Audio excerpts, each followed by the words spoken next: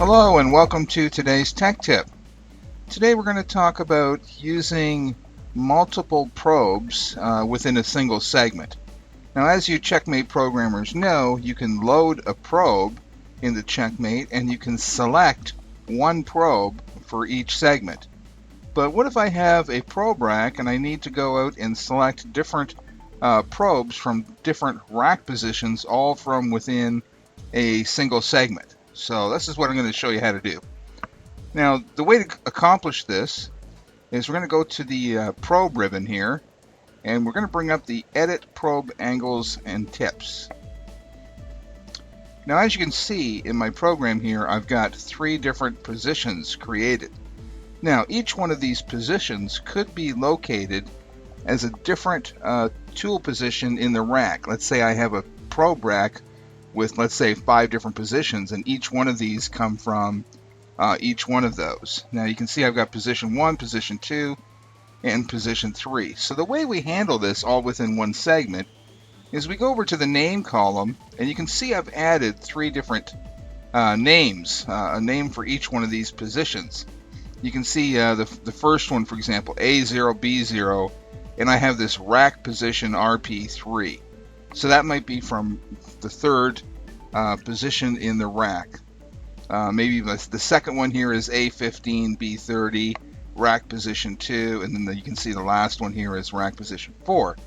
So what happens is when I calibrate my probes in the rack, I might have different rack positions, and I'm going to give them a name when I calibrate those. So what I want to do is I want to go in here to Checkmate here, and in this name field you can see I can just select on the probe position, and then down here at the bottom in the name field here I can go in and select or enter the name, hit apply, and it adds it to this name column.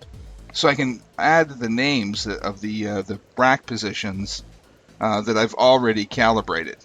So once I put these names in here, I'm just going to cancel out of this. Then when it comes to using that position or calls up that probe rotation, it's going to use the send select command and grab that rack position. Now, if they're all different diameters, then I can look down my segment, and let's say I have a probe position, a probe change here. It's going to go to the rack and grab this one based on this name. So any of the features after that, I can just go in, double click on these, edit them, and change the ball diameter from there. So for example, maybe I want to look at this plane, or it could be any of the features that are after that. If I go in and double click on this plane measurement right after this probe rotation, and we go to the sensor tab, we can go and change the effective probe diameter to whatever it may be in the rack. So once we've done that, then we just go to our output tab, and we're going to output the program to the CMM. And once we do that, all we have to do is we're going to do everything as normal here. Output the segment, select whatever CMM we want to go to, and right here in the middle of the screen, you'll see I've got a check mark that says Use Probe Names.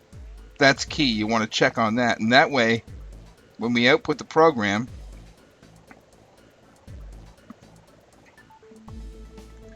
just going to output that right now.